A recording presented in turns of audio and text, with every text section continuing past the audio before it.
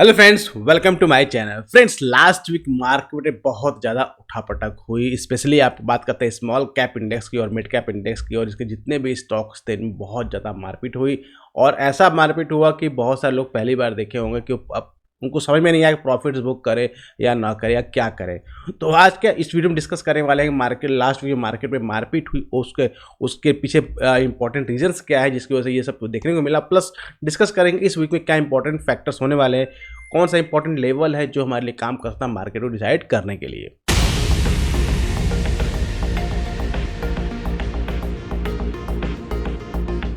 Friends, last week में अगर आप वॉच आउट करेंगे तो स्मॉल कैप इंडेक्स और मिड कैप इंडेक्स में बहुत ज़्यादा मारपीट देखने को मिली, मतलब काटपीट पे हुई। क्लियर, एक तरह से ब्लड बात देखने को मिला, बहुत ज़्यादा कैपिटल इरोजन हुआ। और इस पे सारे स्टॉक्स जितने जो लास्ट कपल ऑफ मंथ से मल्टी ईयर्स रिटर्न्स प्रोवाइड करके दे रहे थे, मल्टीपल रिटर्न प्रोवाइड करके दे, उन सब में प्रॉफिट्स बुकिंग देखने को मिली और बहुत ज़्यादा देखने को मिली। इसके पीछे दो तीन कारण थे, इसकी वजह से ही देखने को मिला कि, और इसके पीछे सबसे इंपॉर्टेंट कारण जो रीज़न जो माना जा रहा है कि हमारा जो सेबी का एक डंडा पड़ा जितने म्यूचुअल फंड्स हाउस है सबके लिए, कि उन्होंने एक एडवाइजरी दी कि आप स्मॉल कैप इंडेक्स और मिड कैप इंडेक्स में थोड़ा सा कॉशियस व्यू आपको यूज़ करना है, क्योंकि हो सकता है कि स्मॉल कैप इंडेक्स और मिड कैप इंडेक्स में आपके बबल्स हो, यानी बहुत फेक प्राइसिंग में मार्केट को अप किया जा रहा है। उसकी वजह से वहाँ पे जब डंडा पड़ा तो एक मार्केट का सेंटीमेंट थोड़ा सा बिगड़ा। लेकिन मार्केट का बहुत ही सिंपल सा रूल है, मार्केट को और कोई चीज़ पता है तो अगर मार्केट को पता है तो मार्केट उसके हिसाब से ट्रेड करेगा। लेकिन कोई अनवांटेड चीज़ जो मार्केट को नहीं पता, अगर उस तरह की न्यूज़ कुछ इन्फॉर्मेशन आती है मार्केट में, तो फिर मार्केट उसके अकॉर्डिंग रिएक्ट करता है। क्लियर। तो अक्सर आपने देखा होगा कभी क्या होता है, बहुत कोई बैड न्यूज़ आ रही है, फिर मार्केट आपको गिर नहीं रहा है, क्योंकि हो सकता है कि पहले से मार्केट को उसके बारे में पता हो कि ये न्यूज़ आने वाली है, उसकी वजह से पहले से उसका जो भी इम्पैक्ट है उसको प्राइसिंग कर चुका हो, तो इससे मार्केट गिरता नहीं है। लेकिन कोई ऐसा न्यूज़ जो मार्केट को पता ही नहीं है और वो आता है मार्केट में, फिर तो मार्केट उसके ऊपर इम्पैक्ट करता है, रिएक्ट करता है, तो उसका ही एक नतीजा देखने को मिल रहा है कि सेबी का जो डंडा पड़ा। सेकंड, अगर आप देखेंगे कि जो गवर्नमेंट सुप्रीम कोर्ट का जो ऑर्डर था इलेक्ट्रल बॉन्ड को लेकर उसके सबके नेम को डिस्क्लोज करना, उसका इम्पैक्ट भी मार्केट में सेंटीमेंट्स को बिगाड़ने का काम किया, एक वो भी इम्पैक्ट था। और थर्ड वन एक इंपॉर्टेंट न्यूज़ आया मार्केट में, that is Mahadev betting app. जी हाँ, इस महादेव बेटिंग ऐप से एक कंसर्न आया है कि जितने भी फॉरेन कंट्रीज़ के फंड्स हैं वो फंड्स जो है इस ऐप बेटिंग ऐप के जरिए मार्केट में जो small cap mid cap index है स्टॉक्स है उसमें पंपिंग किए जा रहे हैं, जिसकी वजह से इन पे एक बबल्स क्रिएट हो रहा है और उसमें काफ़ी बड़े बड़े लोगों के नाम भी आ रहे थे, आ रहे हैं। इस तरह की कुछ न्यूज़ है, उसका भी इम्पैक्ट मार्केट में देखा। तो मेनली तीन तरह के रीजंस हो सकते हैं मार्केट में कि जब मार्केट ने इतना बड़ा करेक्शन देखने को मिला। और द मोस्ट इंपॉर्टेंट पॉइंट्स है कि मार्केट आपका अब इलेक्शन की डेट्स अनाउंस हो गई, तो मार्केट आपका इलेक्शन डेट में जा रहा है। और जब मार्केट इलेक्शन डेट में जाता है तो जाहिर सी बात है उसके पीछे के जो भी मार्केट अगर कोई रैली की हुई है तो उसका प्रॉफिट बुकिंग कंपलसरी है, क्योंकि देखिए स्मॉल कैप इंडेक्स और मिड कैप इंडेक्स इतना ज़्यादा रिटर्न प्रोवाइड किया है जो किसी ने एक्सपेक्ट नहीं किया था। अब इतना रिटर्न मिलने की वजह से क्या होता है मार्केट में उसकी प्रॉफिट बुकिंग है, क्योंकि देखिए रिटर्न प्रोवाइड करना जब तक आप उसको बुक नहीं करेंगे और आपके अकाउंट में नहीं तब तक आपको रिटर्न मिलता नहीं, क्योंकि वो दिख रहा है आपने बुक नहीं किया है। तो सेम मार्केट टॉप पे था तो बहुत सारे जो भी जिनको भी बुक करना है उन्होंने प्रॉफिट्स को बुक करना स्टार्ट किया। और एज ए रिटेल इन्वेस्टर क्या करता है, रिटेल इन्वेस्टर क्या करता है, मार्केट के फ्लो के साथ चलता है। मार्केट अगर बढ़ रहा है तो पैसे लगाता है, नहीं बढ़ और रुक जाता है तो पैसे उसको समझ में नहीं आता करें क्या, तो ये भी प्रॉब्लम होती है। तो यहाँ पे क्या होता है कि बड़े बड़े जो जितने भी बड़े बड़े लोगों ने पैसे लगाए हो उन्होंने अपने प्रॉफिट्स निकालना शुरू कर दिया, क्योंकि बहुत ऊपर चला गया प्रॉफिट्स वहाँ निकालना शुरू किया, तो वहाँ से मार्केट करेक्शन एक आपको काफ़ी अच्छा करेक्शन तो आपको देखने को मिला।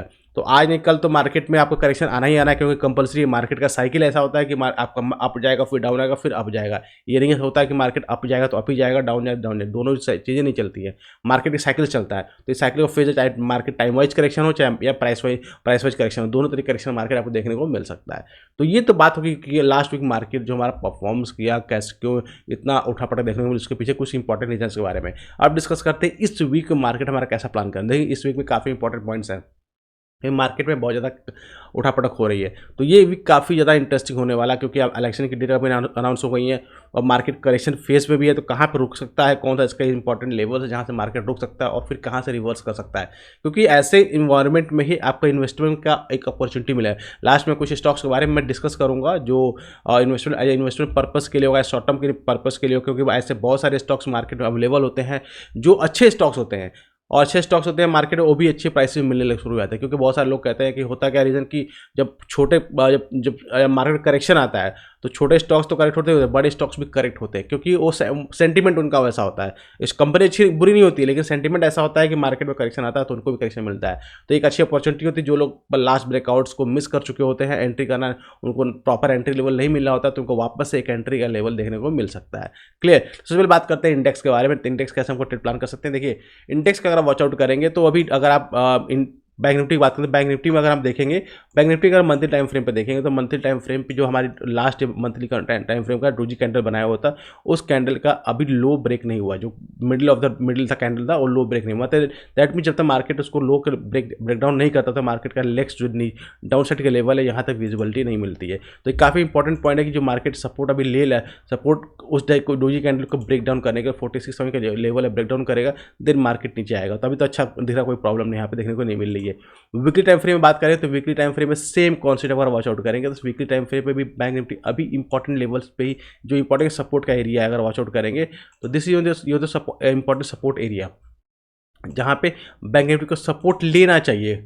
एज पर टेक्निकल्स यहाँ पे सपोर्ट नहीं चाहिए, क्योंकि अगर आप देखें लास्ट 2 टाइम्स इसने अटेम्प्ट किया था ब्रेकआउट करने का, ब्रेकआउट नहीं हुआ था, फिर ब्रेकआउट किया, वापस इसने ब्रेकडाउन किया था 2 बड़ी कैंडल से, वापस इसने इसको रिटेस्ट कर लिया था, और लास्ट 1 2 3 टाइम्स इसको होल्ड करने की कोशिश कर रहा है। अब एक और इंपॉर्टेंट पॉइंट्स होता है कि जब मार्केट किसी लेवल्स को बार बार होल्ड करने की कोशिश करता है, तो इन दैट केस क्या होता है कि जब जितनी बार उस लेवल को हिट करेगा उतनी बार लेवल आपका वीक हो जाएगा, उस केस में आपको ब्रेक होने के चांसेस बढ़ जाते हैं। तो अगर इसके नीचे आना शुरू करता है 46,000 के नीचे, 46,400 के नीचे आना शुरू करता है, ट्रेड करना स्टार्ट कर देता है, तो फिर आपका नेक्स्ट जो ओपन डोर है 45,000, जो नेक्स्ट आपका 44,875 जो ये लेवल है, यहाँ तक के आपको देखने को मिल सकते हैं। क्लियर। ये तो बात है वीकली टाइम फ्रेम में। अगर डेली टाइम फ्रेम की बात करते हैं, डेली टाइम फ्रेम पे लास्ट अगर आप देखें 2 दिन से ऑलमोस्ट डोजी टाइप के कैंडल्स ही क्रिएट कर रहा है। और एक इंपॉर्टेंट अगर आप वॉच आउट करेंगे तो एक इंपॉर्टेंट सपोर्ट्स का सपोर्ट लाइन भी जहाँ पे आके इसने होल्ड किया हुआ है। तो दूर अगर आप देखेंगे यहाँ पे डबल तरह का एक इन्वायरमेंट क्रिएट हो रहा है,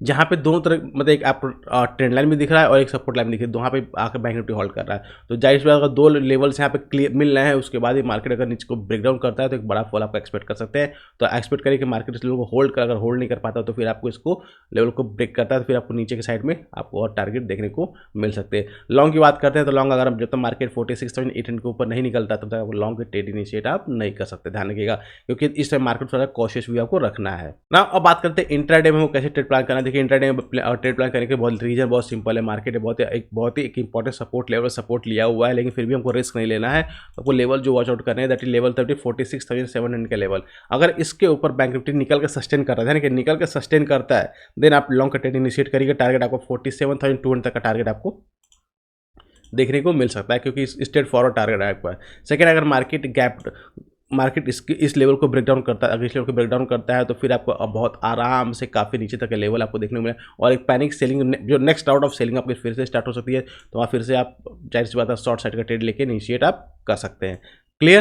तो ये तक बात हुई निफ्टी बैंक के बारे में ना। अब बात कर लेते हैं हम निफ्टी 50 के निफ्टी के इंडेक्स के बारे में। तो अगर आप निफ्टी 50 के इंडेक्स देखें, पहले मैं बात करता हूँ मंथली टाइम फ्रेम का। मंथली टाइम फ्रेम अगर आप देखें तो अभी भी कंटिन्यू कोई प्रॉब्लम नहीं है, क्योंकि लास्ट मंथली कंटिन्यू डोजी बनी थी, उसके नेक्स्ट कैंडल डोजी बनी थी, और अभी भी मार्केट उसी लेवल पे आपके ट्रेड कर रहा है। अभी स्टार्टिंग तो अच्छी हुई, लेट्स सी कि अगर मार्केट जो है इस लेवल को होल्ड करता है, अगर मार्केट जो है 21,800 लेवल को ब्रेकडाउन कर देता है, उसके नीचे सस्टेन करता है, तो फिर आप एक कहेंगे जो टॉप लगाया हुआ है, टॉप अब फिर से एक अच्छा स्ट्रॉन्ग सपोर्ट और रेजिस्टेंस बन गया, उसको आप निफ्टी ब्रेक नहीं कर पाएगा।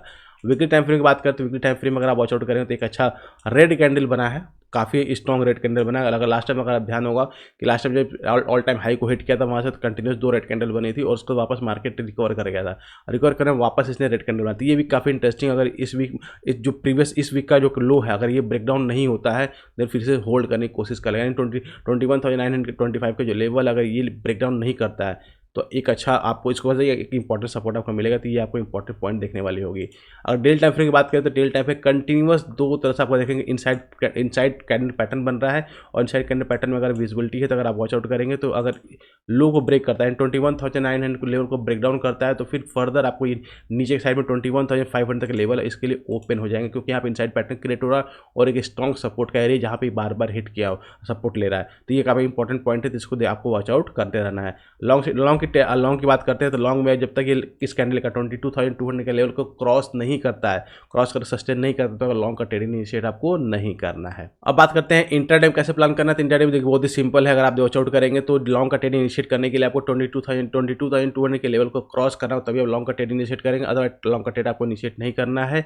सेकंड थिंग बात करते हैं शॉर्ट साइड के, तो शॉर्ट साइड में अगर आप 21,992 का लेवल का ब्रेकडाउन करता है तो फिर आपको शॉर्ट का ट्रेड इनिशिएट करेंगे। टारगेट आपका 21,778 का फर्स्ट टारगेट, सेकंड टारगेट आपका 21,548 का सेकंड टारगेट आपको देखने को मिल सकता है ना। ये तो बात हो गई हमारे इंडेक्स के बारे में कौन से इंपॉर्टेंट लेवल्स है। अब हम बात करते हैं उस सेगमेंट के बारे में कि इस वीक में आपको कौन से स्टॉक्स के बारे में फोकस रखना है, क्योंकि देखिए मार्केट में करेक्शन आता है तो एक अच्छी अपॉर्चुनिटी होती है स्टॉक्स के बारे में। अपॉर्चुनिटी क्यों होती है? क्योंकि वीक मार्केट में जब मार्केट गिर रहा होता है तभी आपको एंट्री करनी होती है कुछ ऐसे स्टॉक्स में जिसमें पैसा आपको बन सकता है, क्योंकि वीक मार्केट में केवल एक प्रोफेशनल और स्ट्रॉन्ग माइंडसेट वाले ही बंदे इसमें एंट्री कर सकते हैं। क्योंकि जब मार्केट गिर रहा होता है तो कोई एंट्री करना नहीं चाहता है। सभी कब एंट्री करते हैं मार्केट में? जब मार्केट हमारा बढ़ रहा होता है और इसलिए पैसा ज़्यादा नहीं बना पाते हैं। तो कुछ ऐसे स्टॉक्स है जिसको हम डिस्कस कर रहे हैं, जिसको आप प्लान कर सकते हैं कि आपको इसमें एंट्री कब करनी है कब नहीं करनी है। सबसे पहले स्टॉक है दैट बात करते हैं देवयानी इंटरनेशनल। देवयानी इंटरनेशनल अगर आप देखेंगे बहुत ही अच्छे लेवल पे है, अच्छा एक बाउंस दे रहा है, एक इंपॉर्टेंट सपोर्ट लेवल यहाँ से बाउंस करने की कोशिश कर रहा है,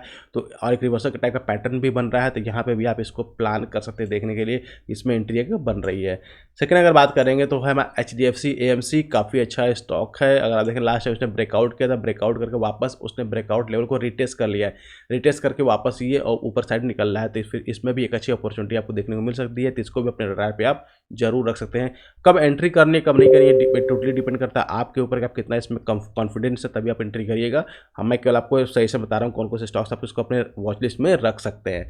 नेक्स्ट बात करते हैं रिको ऑटो की। रिको ऑटो का बहुत बड़ा ब्रेकआउट हुआ है, ब्रेकआउट करने के बाद वापस मार्केट करेक्ट हुआ, ये भी करेक्ट हुआ, वापस से ये फिर से ब्रेकआउट और रिटेस्ट करके वापस जाने की कोशिश कर रहा है, क्योंकि ब्रेकआउट बहुत मल्टी ब्रेकआउट है, काफ़ी स्ट्रॉन्ग ब्रेकआउट है और वॉल्यूम भी बहुत हाई है, तो वापस ही ऊपर जाने की कोशिश कर रहा है। तो ये भी एक अच्छा स्टॉक आपका रडार में होना चाहिए। और last one that is Coforge, क्योंकि IT फ्लेवर में है, IT में मूवमेंट देखने को मिल रही है, उस केस में एक कोफोर्ज जो है एक अच्छा बेट हो सकता है। क्योंकि अगर आप देखेंगे इंपॉर्टेंट सपोर्ट के आसपास आ चुका है, इंपॉर्टेंट सपोर्ट पे रिवर्सल कैंडल से पैटर्न्स भी बन रहे हैं, और पैटर्न्स बनने के बाद देखिए इन सभी पैटर्न्स में जब तक कैंडल्स के हाई ब्रेक ना हो तब तक आपको एंट्री नहीं बनती है। जब तक कैंडल्स के हाई ब्रेक हो तभी आपको एंट्री करनी है। तो इसमें भी आपको एक अच्छा मोमेंटम देखने को मिल सकता है, और इन सभी में आपको एंट्री जो है परफेक्ट स्टॉप लॉस से रखनी है। ध्यान रखिए स्टॉप लॉस अगर नहीं लगाते तो आपको दिक्कत हो सकती है।